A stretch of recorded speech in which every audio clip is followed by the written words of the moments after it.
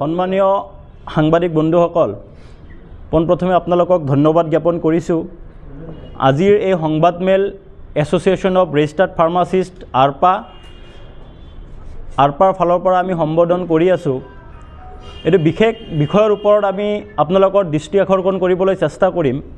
পোনপ্ৰথমে আজিৰ এই সংবাদমেলৰ জৰিয়তে সদ্য সমাপ্ত অসম ফাৰ্মাচী কাউন্সিলৰ নিৰ্বাচনত জয়যুক্ত হোৱা আটাইকেইজন সদস্যলৈ আমি আন্তৰিক অভিনন্দন জ্ঞাপন কৰিছোঁ। আপোনালোকে জ্ঞাত অসম ফাৰ্মাচী কাউন্সিল এইটো চৰকাৰী বডি হয়।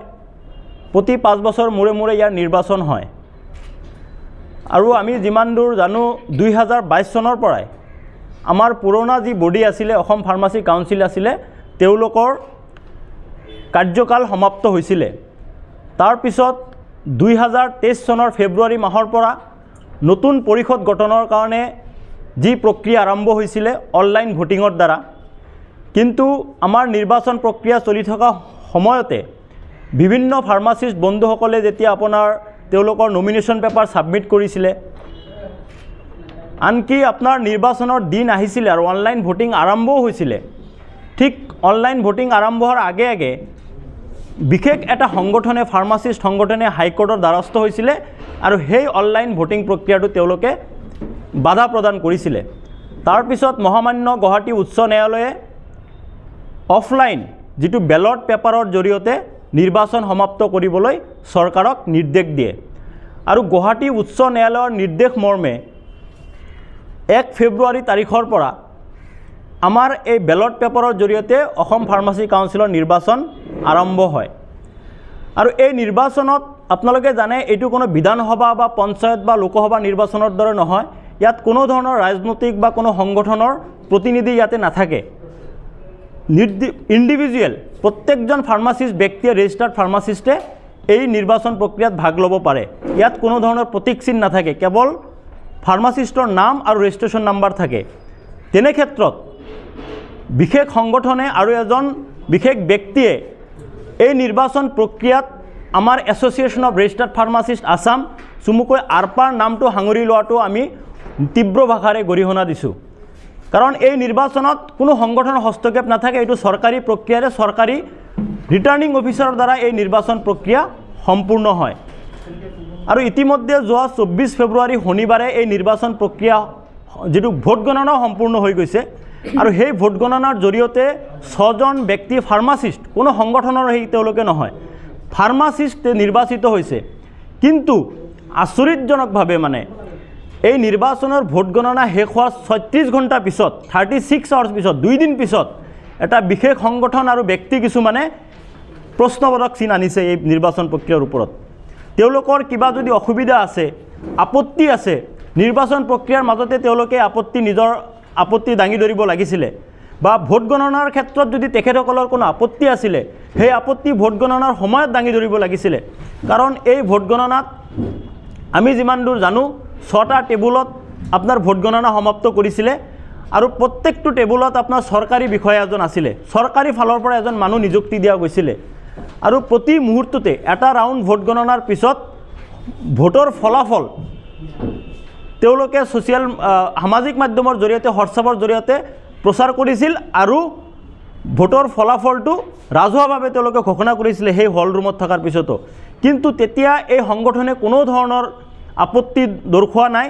কিন্তু 36 ঘণ্টাৰ পিছত আকৌ ইয়াৰ ওপৰত এটা প্ৰশ্ন তেওঁলোকে আনিছে আৰু আমি যিমান দূৰ জানো তেওঁলোকে ইয়াৰ ওপৰত কেছ কৰিব বিচাৰিছে। কিন্তু আজি যদি এই নিৰ্বাচন প্ৰক্ৰিয়াৰ ওপৰত কেছ কৰে, হাইকোৰ্ট কৰে, ক্ষতিকাৰ হ'ব, আমাৰ ফাৰ্মাচিষ্ট বন্ধু বান্ধৱীসকলৰ ক্ষতি হ'ব। আপোনালোকে জানে যোৱা 1 বছৰ ধৰি অসম ফাৰ্মাচী কাউন্সিল নাই। ফাৰ্মাচী কাউন্সিল নথকাৰ কাৰণে কি হৈছে, হাজাৰ হাজাৰ ল'ৰা তেওঁলোকে পাছ কৰি আহিছে, নিজৰ ৰেজিষ্ট্ৰেশ্যন কৰিব পৰা নাই, পাছ কৰাৰ পিছত ইণ্টাৰ্ণশ্বিপ কৰিব পৰা নাই,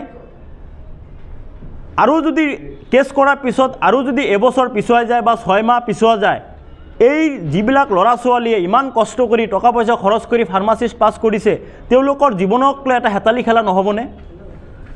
আমি সেইকাৰণে আজিৰ সংবাদমেলৰ জৰিয়তে অসম চৰকাৰক আমি আহ্বান জনাম যি অসম ফাৰ্মাচী কাউন্সিল গঠনৰ যি প্ৰক্ৰিয়া থাকে, যে 6জন ইলেক্টেড মেম্বাৰ থাকে, নিৰ্বাচিত সদস্য থাকে আৰু 5 জন চৰকাৰৰ ফালৰ পৰা মনোনীত সদস্য থাকে।